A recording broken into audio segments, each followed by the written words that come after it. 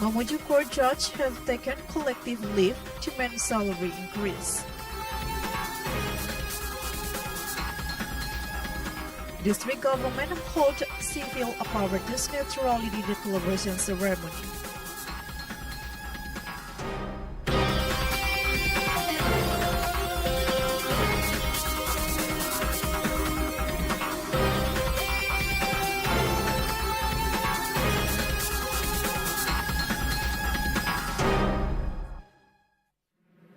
Assalamualaikum warahmatullahi wabarakatuh.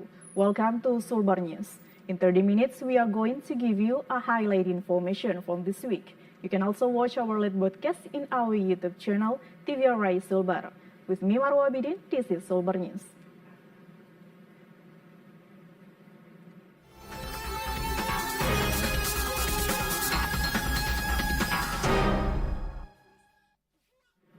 The judge of the Mamuju District Court have taken a week's leave. This joint leave action is a form of solidarity aimed at demanding salary increases for judges who haven't received any such increase for 13 years. The Mamuju District Court is currently dealing with a number of cases. There are no scheduled proceedings in either the corruption or general courtrooms. The judge took a joint leave from 7 to 11 October 2024 as a form of solidarity and protest. The Indonesian government has failed to increase the judge salaries for 13 years from 2012 to 2024. The Garuda main courtroom, the detention room, and the waiting room for the defendants' families at the Mamuju District Court are currently unoccupied. Previously, the chief of the Mamuju District Court, Rustam, provided support for the Indonesian Judge Association's campaign for We of Judge Welfare. Rustam stated that from 7 to 11 October 2024, there will be no trial activities except in cases where the defendant is in final trial, awaiting a verdict. In such instance, the trial process will continue as normal. However, despite the judge being on a joint leave, administrative services at the Mamuju District Court will continue to run as normal. Irham Hambali Mansur, Muhammad Adam reported. In order to commemorate the 79th Indonesian Independence Day, the Sigma Manakara Tennis Club successfully held an internal tennis tournament. The tournament was conducted successfully. The event was held at the tennis court of the Ministry of Religious Affairs of Sulawesi Province.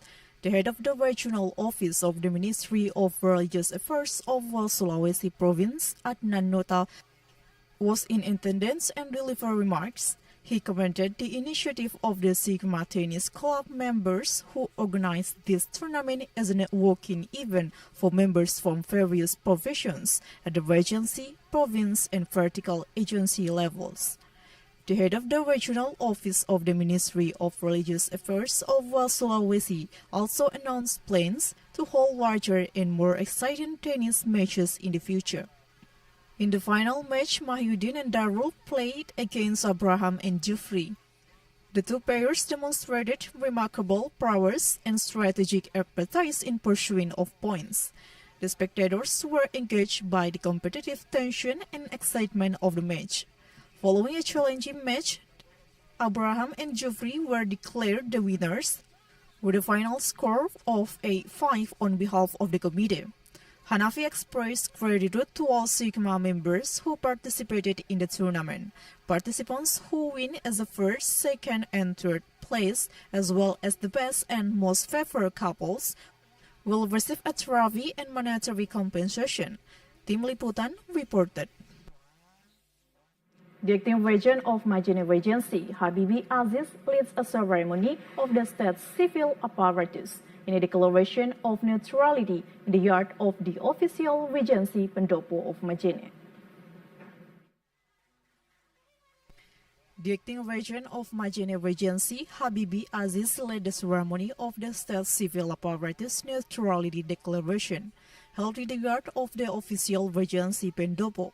All members of the state civil apparatus in Majene Regency, regional government organizations, and relevant stakeholders were in attendance. This was done to underscore the significance of the neutrality among state civil apparatus, particularly ahead of 2024 regional elections. In his speech, the acting Regent of Majene Habibi Aziz urged all state civil apparatus to maintain professionalism and avoid involvement in practical politics. State civil apparatus maintain an impartial stance and refrain from taking sides in favor of any candidate or pair.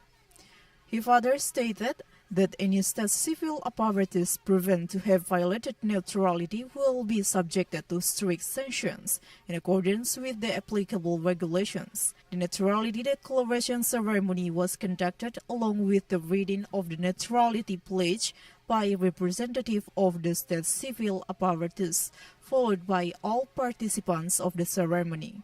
This declaration, part of the Majene District government's ongoing commitment to fostering transparent and ethical electoral process and to ensuring that all state civil apparatus uphold the code of ethics and remain politically impartial.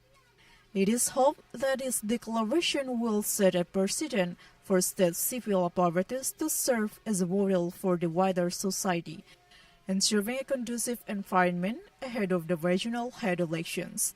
Aswar Abdillah reported. The acting Regent of Pasangkayu Regency, Madareski Salatin, extend an invitation to all stakeholders, particularly military and police officers, to collaborate in ensuring the security of the forthcoming regional head election. The acting Regent of Pasangkayu District, Madareski Salatin, was in attendance at the 79th anniversary commemoration of the military. The acting Regent of Pasangkayu extended an invitation to all stakeholders, particularly the military and police officers, to collaborate in ensuring security and facilitating the smooth implementation of the regional head election. The acting Regent of Pasangkayu delivered a statement at the Makodim 1427 Pasangkayu. Madareski underlined the importance of collaboration between all parties to guarantee order and peace throughout the electoral process. Madareski said with cooperation and the implementation of a safe and successful regional head election can be achieved. He explained that since taking up the role of acting regent in Pasangkayu, he has observed a harmonious atmosphere created through effective collaboration with all stakeholders. He stated that with the support of all parties, he believes he can facilitate a peaceful and successful regional head election. Therefore, good collaboration will positively impact the implementation of the Pasangkayu region and vice region election, Darmawan reported.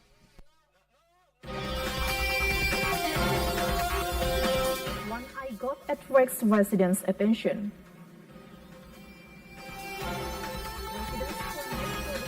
Eggs at Maulid celebration. We'll be back with more information. Stay with us on Sulbar News.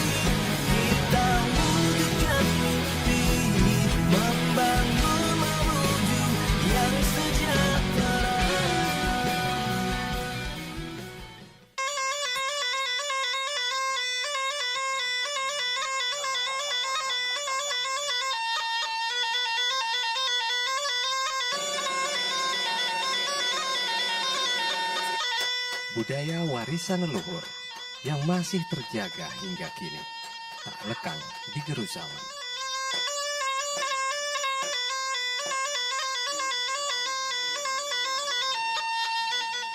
Ia tak sekedar lekuk sejarah, ia hadir sebagai filosofi hidup orang Mandar di setiap sosoknya.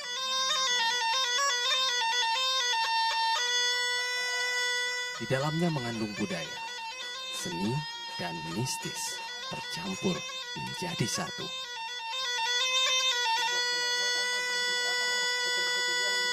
Mari lestarikan budaya asli Sulawesi Barat.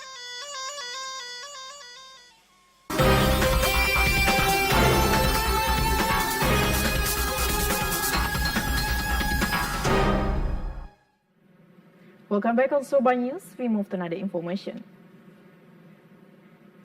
An Etawa god has given birth to two gods in Pusui village, Luyo district, Polimanda Regency, Sulawesi. Uniquely, one of the gods has one eye resembling gorilla. This has left the attention of the local resident. The residents of Polimanda were shocked by the birth of two gods exhibiting distinctive characteristics. This phenomenon occurred in Pusui village, Luyo district, Polimanda Regency, Sulawesi, where an Ottawa god gave birth to two gods. The two gods that have recently been born exhibit a range of distinctive characteristics. One god has a single eye, while the other displays a human-like head, with eyebrows above its eyes. The owner of this unique god attempted to provide milk by using a bottle because the animal had difficulty being breastfed by its mother. This was due to the fact that the god's mouth resembled a human mouth, and its face was oriented upwards. The owner of the unique god, Muddin, said that he was shocked due to the birth of such a distinctive animal. One of the offspring has a single eye. During the gestation period, the dog exhibited no abnormalities. Muddin said this rare phenomenon has not previously occurred on his goat farm, which maintains a population of up to 10 does. None of the goats on the farm displays any abnormalities. Jalal Kalaki reported. Scrambling for decoration eggs at the Maulid celebration at Nurul Imam Mas in Mambuliling, Polimanda Regency, Sulawesi. The residents of the area believe that the TV contained food may bring blessings. This is the atmosphere of the Maulid celebration of the Prophet Muhammad at the Nurul Imam Mambulilin Mas in Polimanda. Once the prayer had been read by the Imam, the residents promptly scrambled for the Maulid decorative eggs which had been placed into banana stems. The residents were eager to obtain the TV, which included eggs, bananas, and other foods.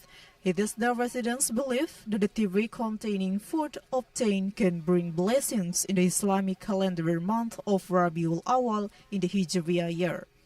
The Maulid celebration at the Mambuliling Mas was conducted in a solemn manner.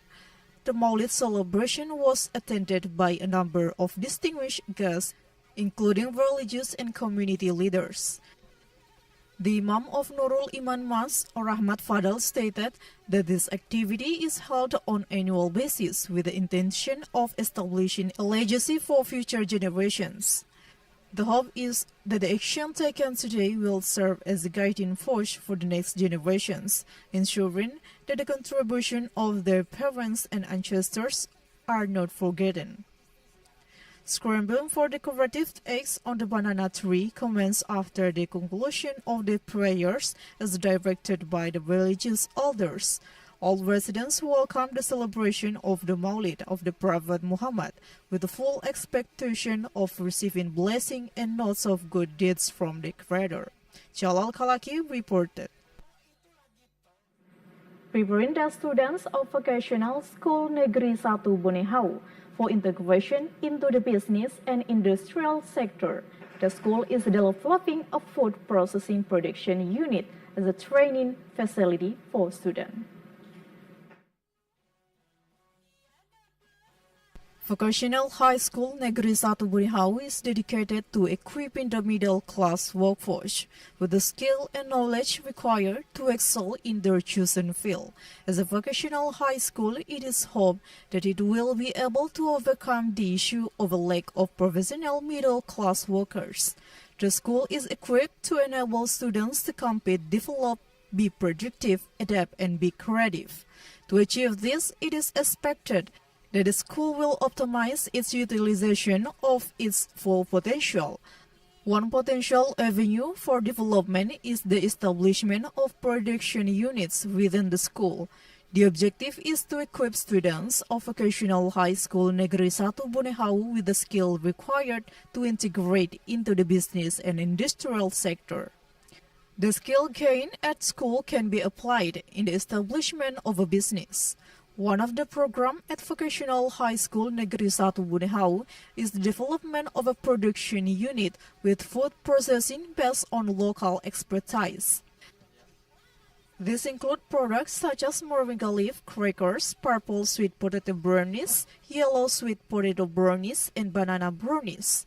The moringa aloe vera tree is easily found and strive forward to cultivate plant within the Bunihau community.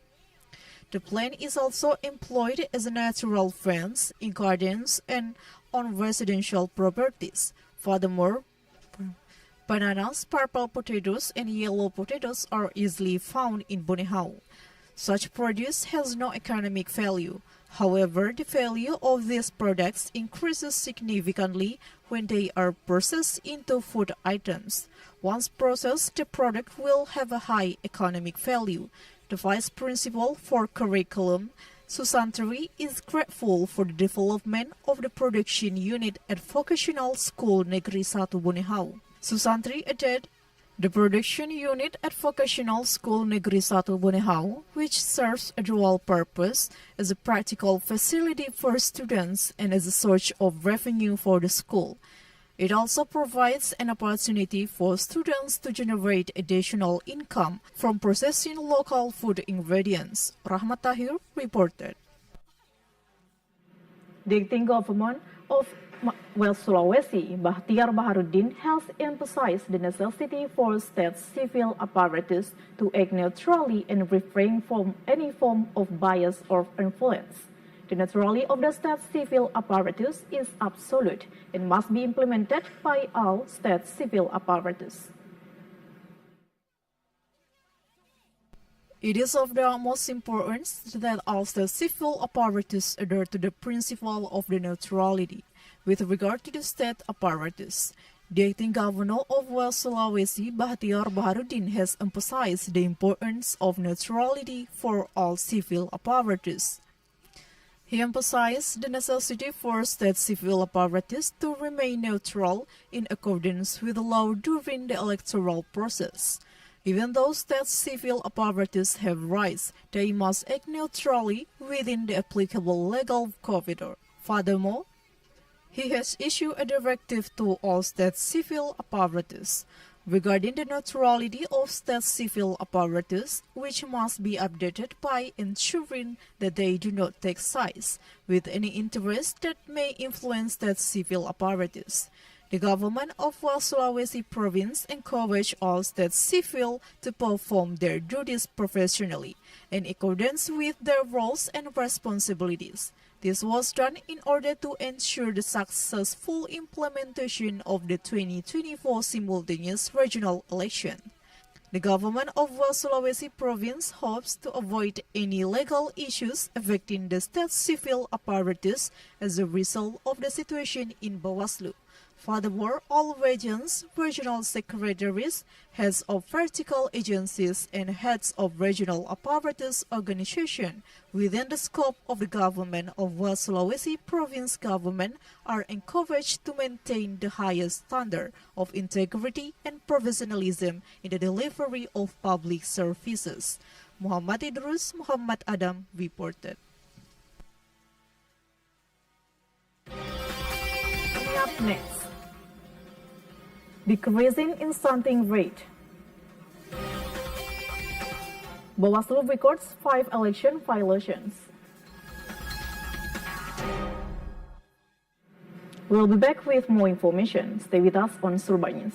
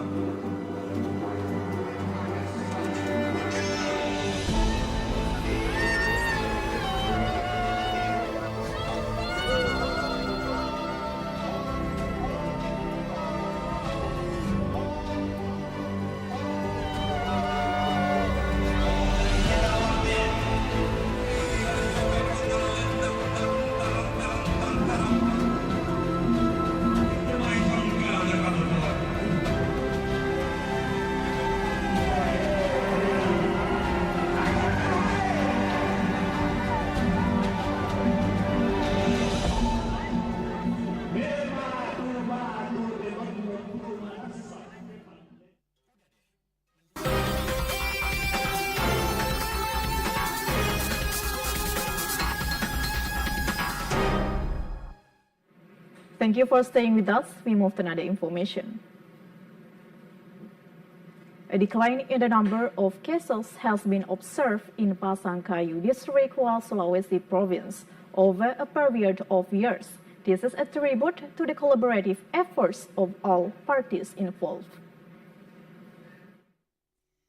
The number of stunting cases in the Pasangkayu Regency has continued to decline on an annual basis. This is a result of effective collaboration from all parties involved. Rukman, the head of the Pasangkayu Regency Health Office, stated that stunting is a condition of growth failure in children, both in terms of the body and the brain. This is caused by chronic malnutrition, particularly during the 10,000 days of child growth. Rukman said that not all short children are caused by stunting, but stunting is definitely short. Rukman revealed that the Pasangkayu began addressing stunting in 2020. The decrease in stunting rates from year to year is significant. In 2020, the stunting rate was approximately 24%. In 2021, there was an increase to 25%. In 2022, there was a decrease to 22%, and in 2023, the stunting rate were at 21%. As of August 2024, the rate stood at 20.17%. The primary functions of Posyandu in addressing stunting is to assess the child's condition through weighing, enabling the identification of developmental needs and facilitating the evaluation of body and nutritional development.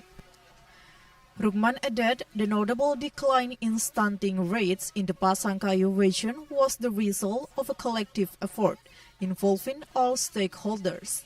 These include the government as well as numerous other parties, such as the police, the military, and the private companies. Their participation has been instrumental in reducing stunting. Wawan reported. The Election Supervisory Agency of Pasangkayu Regency has received 5 reports of administrative violations in the 2024 regional head election stage. These violations were reported throughout September and October. The Pasangkayu Bawaslu has identified alleged violations during the election stage as a priority area for investigations. The Pasangkayu Regency Election Supervisory has received 5 reports of administrative violations the 2024 regional election stage. These violations were reported throughout September and October. The coordinator of the Division of Handling Violations and Dispute Resolution of the Pasangkayu Bawaslu, Tarmawan, stated that all reports have been addressed and deemed unfounded following a Bawaslu investigation. He emphasized the importance of cooperation to ensure the smooth running of the election. He expressed his hope that there would be no further violation and requested to apparatus and village head to remain neutral in this year's election stage. Furthermore, Bawaslu Pasangkayu is committed to ensuring the electoral process is transparent and fair and invites the public to participate in election supervision during the various stages of the electoral cycle until the election are held. Previously, 5 state civil apparatus were suspected of violating neutrality due to interacting on Facebook, a social media platform related to region and vice-region candidates. This year's simultaneous regional election and 5 people who have been identified as having violated neutrality have been referred to the State Civil Apparatus Commission for processing, Darmawan reported. The Corruption Elimination Commission has indicated that there are more than 20 reports of corruption indication in West Sulawesi and that are currently undergoing verification. Therefore, women are reminded to refrain from any corrupt practice that may have a defamatory impact on state finance. The Corruption Eradication Commission continued to combat corruption in Indonesia, including in West Sulawesi. The Corruption Eradication Commission continues to emphasize the importance of integrity in all aspects of its work, including women, whether as a wives or first lady of state official. Kumbul Kuswijanto Sujaji, Director of Community Participation Guidance at the Corruption Eradication Commission of the Republic of Indonesia, has stated that the presence of corruption, the Corruption Eradication Commission of the Republic of Indonesia in West Sulawesi, is to remind women of the criminal offense of corruption, which has a defamatory impact on state finance.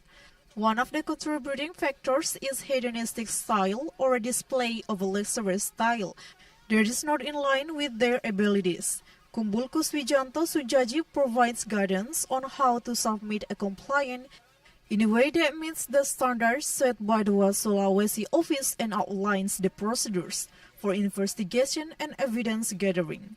This allows the reports to be processed by the Corruption Eradication Commission. The Corruption Eradication Commission has received over 20 complaints from West Sulawesi, which are now entering the verification stage. This is one of the reasons why the Corruption Eradication Commission of the Republic of Indonesia conducted a visit to West Sulawesi to provide technical guidance. Andriani Lahamuddin, Muhammad Arif reported. That's all the information of West Sulawesi. I'm Marwa Bidin and all the crew say thank you for watching Sulbar News today. See you next week.